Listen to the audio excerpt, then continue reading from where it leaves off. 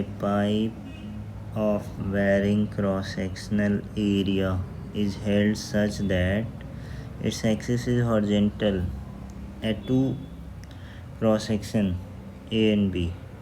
Its radius are 8 cm and 4 cm. If the velocity of water is A at A through the pipe is 60 meter per second and pressure is 10 to the power 6 dyne per centimeter square, find the pressure at B. तो ये हमारा pipe है, मान लेते हैं area of cross section very कर रहा है हर पॉइंट पे। यस, इसका एक्सिस जो है वो हॉरिजेंटल है। तो ठीक है, ये इस तरह का हमारा एक्सिस है। रेडियस दिया हुआ है 8 सेंटीमीटर, यहाँ पे रेडियस है 8 सेंटीमीटर और यहाँ पे रेडियस है 4 सेंटीमीटर। यहाँ पे स्पीड है 16 सेंटीमीटर, मीटर है 16 मीटर पर सेकेंड है, तो 16 मीटर पर सेकेंड। यहाँ का स्पीड फाइंड कर लेते हैं v2। एरिया ऑफ कंटिन्यूटी, ये continuity equation a1 v1 equal to a2 v2। a1 कितना है तो पाई r स्क्वायर 0.8 का स्क्वायर और v1 है 16, ये बराबर हो जाएगा पाई 8 सेंटीमीटर 0.08 और ये 0.04 का स्क्वायर और v2। तो ठीक है, पाई पाई कैंसिल हो गया, ये हो जा रहा है 0.08 into 0.08 into 16 is equal to 0.04 into 0.04 into v2। Decimal अगर हम रिमूव करें 100, ये रिमूव करें 100, यहाँ पे 100, यहाँ पे 100, ये कैंसिल हो रहा है, 4 से ये 2 जा, 4 से ये 2 जा, तो इट मीन्स v2 का वैल्यू आ रहा है 64।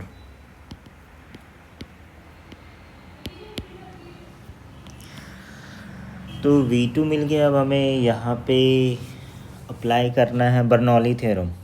बर्नौली थ्योरम क्या कहता है,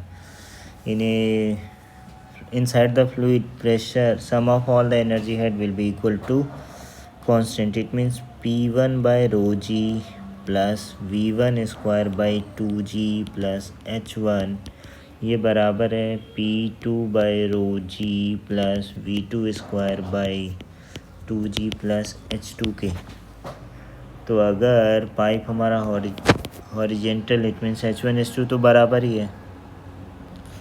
p1 का प्रेशर है 10 टू द पावर 6 डाइन है, तो इसे हम लोग न्यूटन में कन्वर्ट करते हैं, तो 10 to the power -5 dyne newton में आ गया ये, और सेंटीमीटर स्क्वायर है तो 10 टू द पावर -4, तो it means 10 to the power 5 newton per metre square, ये आ रहा है p1। तो ठीक है, h1 h2 तो कट जाएगा क्योंकि पाइप हमारा हॉरिजेंटल है। p1 का वैल्यू आ रहा है 10 to the power 5 by density of water 1000, g का वैल्यू 10 प्लस v1 का वैल्यू 16 बाई 2 इंटू जी का वैल्यू 10 ले लेते हैं। p2 हमें निकालना है और v2 का वैल्यू तो 64 आया है, तो 64 इंटू 64 डिवाइडेड बाई 2 इंटू 10।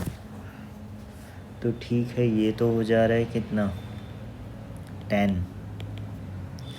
और ये हो जा रहा है 16 into 16 divided by 20 minus 64 into 64 divided by 20 equal to p2 by. तो ठीक है, अगर हम सिंप्लीफाई करें 20 एलसीएम आ रहा है, 16 और 16 तो हम लोग कॉमन ले लेते हैं, तो ठीक है 16 और 16 तो ये कॉमन ले रहे हैं। 16 इंटू 16 बाई 20 अगर हम कॉमन लें तो 1 माइनस और ये 16 इक्वल टू p2 बाई 10,000। तो ये तो हो रहा है 10 plus 16 into 16 divided by 20 into 15। तो 2 से ये 10 जा और 2 से ये 8 जा, 2 से ये 5 जा, 2 से ये 8 जा, 5 से ये 3 जा, इक्वल टू P2 बाई 10⁴। तो ये हो जा रहा है 64 और ये 3 192 प्लस 10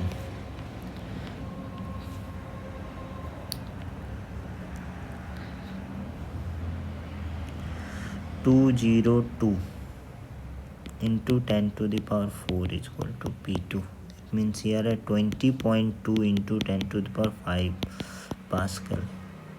ये हमारा आंसर